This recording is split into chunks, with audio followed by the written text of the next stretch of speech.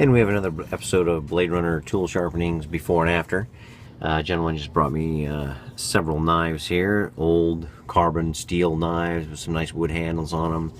I think I'll clean that all up and sharpen it all up for him. Same way with this one here. The wood handle is pretty dry. I'm going to put some What I Use oil on that one and clean him up a little bit as well. And then we got this one here. It's just another, it's like a boning knife. Really nice. Even could be even a fillet knife. It's thin enough. But there you have it, and I'll be back as soon as I complete these. Okay, and we are back. Those three knives that I was telling you about a little bit earlier. This one is actually a Sullinger knife. It's a very nice knife. I oiled it up with What I Use oil, the orange oil extract that I use. It's whatiuse.com if you want to check it out. I redo all my handles with What I Use oil. It really freshens them up and keeps them moist for a lot longer period of time. They dry out when people put them in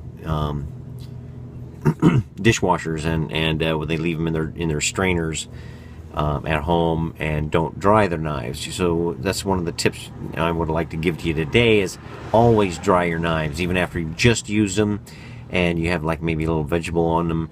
There's moisture there. Dry them off. Moisture starts the dulling process immediately. That's a very, very fine edge out there, and that oxidation just starts curling over those molecules on the edge of that knife and just starts the dulling process.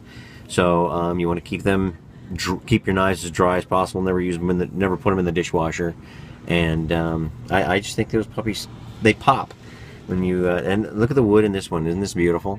That just turned out really nice with that What I Use oil and just a little bit of abrasion, a little 80 grit. I just smoothed it out a little bit and put the What I Use oil on there, and then of course those edges just on these carbon knives, those edges just come out just incredible, and they're very, very sharp. So you have to be very careful.